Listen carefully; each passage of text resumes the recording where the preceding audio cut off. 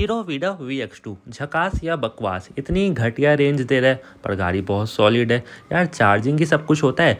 बहुत सारे कस्टमर से मैंने रियल में बात की जो गो और प्लस मॉडल ले चुके हैं, और इन 2 दिनों में मैंने इतनी मेहनत की ना यार ये स्कूटर के पीछे। क्योंकि आप बोलोगे यार आप क्यों करोगे इतनी मेहनत, उसका रीज़न ये है कि मैंने भी इसको बुक करा के रखा और अभी मैं पॉज कर दिया हूँ। हाँ बुकिंग है, बट मैं चाहूँ तो इसको शिफ्ट भी कर सकता हूँ। अभी इसका रीज़न सुनना और मैं इसको क्यों लूँगा वो भी सुनना। तो जो लोग VX2 गो और प्लस लिए हैं उन लोग नीचे कमेंट सेक्शन में सच्चाई बता देना जो मैं आपको बताने वाला हूँ, और जो लेने का प्लान कर रहे हैं उन लोग सच्चाई सुन लो।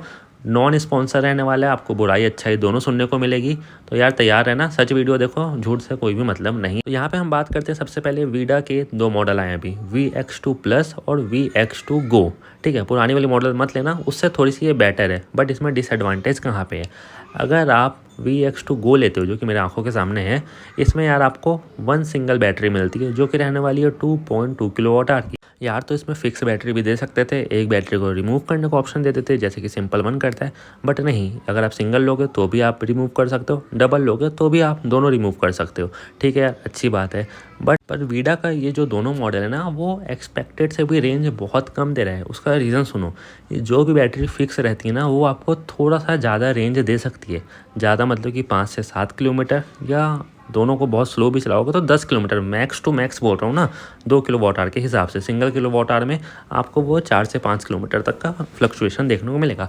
बट आप बोलोगे इतनी सी बात, अगर आप 2 किलोवाट आवर लेते हो, इसको आप ऐसे समझो, आपने TVS iQube 2.2 किलोवाट आवर देखी है, उसमें फिक्स बैटरी आती है, मैं यहाँ पे फोटोस अटैच कर दूंगा।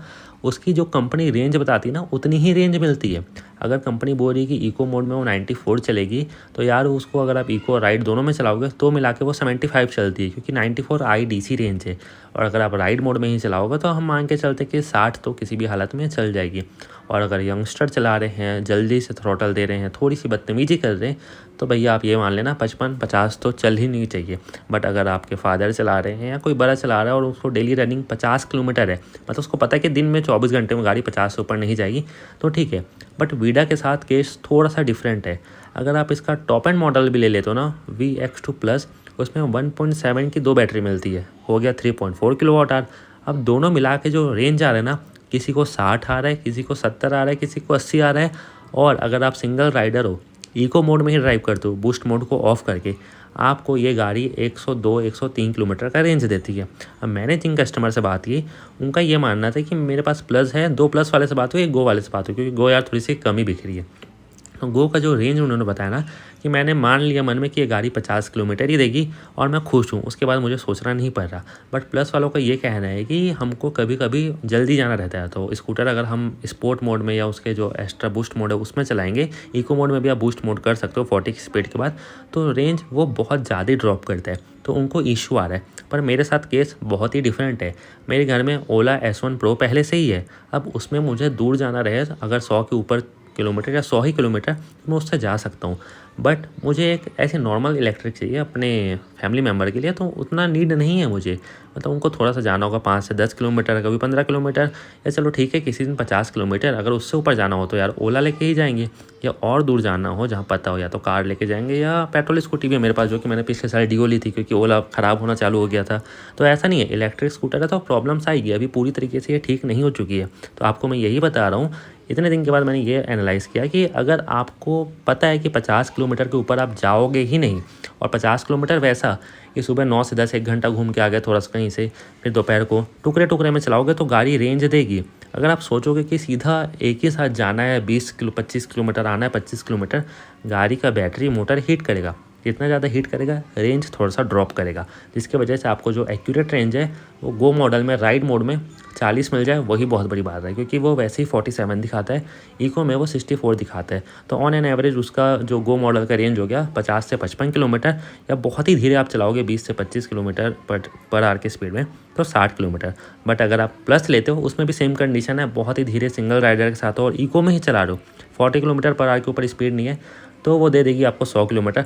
बट नॉर्मल चला रहे हो, भूल गए हो कि यार इको क्या होता है, चलना मैं तो 50 60 40 के एवरेज में चलाऊंगा, तो ये भी याद रखना कि 70 से 75 किलोमीटर ही आप एक्सपेक्ट करना, उससे ज़्यादा मत करना। और अगर आप बूस्ट मोड और स्पोर्ट मोड का यूज़ करोगे तो 60 किलोमीटर ही मिनिमम एक्सपेक्ट करना, क्योंकि यार आप ज़्यादा सोचोगे तो नहीं देगी। इतनी सी बात के लिए बहुत वीडियो पड़ी है जिसमें एक्यूरेट रेंज है नहीं। अगर यकीन ना हो तो आप एक काम करो, अगर खाली बैठे हो तो 1 घंटा यूट्यूब में पूरा वीडा VX2 सर्च करो।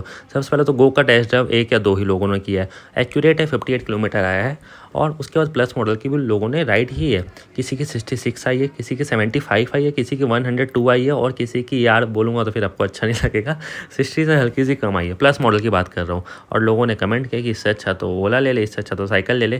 तो वही रीज़न बता रहा हूँ, वो ड्राइविंग कंडीशन पर डिपेंड करता है। टुकड़े टुकड़े में चलाओगे तो गाड़ी रेंज ज़्यादा देगी। दूसरी कंडीशन, अगर फिक्स बैटरी है तो रेंज ज़्यादा देगी। ओवरऑल पुरानी वाली विडा से ये लाख गुना बेटर है, क्योंकि इसका जो मोटर कट है वो वाला इशू कंपनी बता रही है कि सॉल्व हो चुका है। मैंने खुद इसको टेस्ट ड्राइव किया, तभी मैंने इसको बुक भी कराया। टेस्ट ड्राइव करने में बहुत ही सॉलिड है। ब्रेकिंग की जो बाइट है ना यार, वो मतलब बहुत ही स्मूथ है यार, मतलब मज़ा आ जाता है और चलाने में भी बहुत मक्खन है। ओला के बाद मुझे जो गाड़ी अच्छी लगी ना वो यही है। TVS ठीक है बट पुरानी हो गई, बट ट्रेंड के हिसाब से चलना चाहिए। तो मैं क्या सोच रहा हूँ वो जानते हैं। मैं सोच रहा हूँ कि 1 महीना इसको थोड़ा सा बुकिंग करा देता हूँ। अभी तो गाड़ी नहीं आई है क्योंकि ब्लैक कलर में थोड़ा सा टाइम लगेगा ही, तो थोड़ा सा और वेट करूँगा। क्योंकि अगर मैं देखूँगा यूट्यूब में तब तक रियल ओनर के रिव्यू आने चालू हो जाएंगे।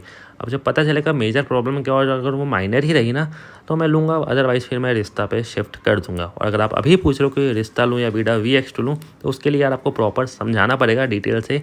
ऊपर ऊपर मैं बात करूँ तो रिश्ता थोड़ा सा अच्छा चीज़ है, ठीक है, तो उसको आप ले सकते हो। अदरवाइज़ मैं उसके लिए एक स्पेसिफिक वीडियो ले आऊँगा। अगर आपको चाहिए तो आप नीचे बता सकते हो। तो मेरा फाइनल ये डिसीजन है कि अभी मैं थोड़ा सा इसमें वेट करूँगा। उसके बाद अगर आपको जम रहा है, और रेंज मैंने बता दिया, गाड़ी में अभी प्रॉब्लम नहीं है और अभी तक फीडबैक बहुत अच्छा है।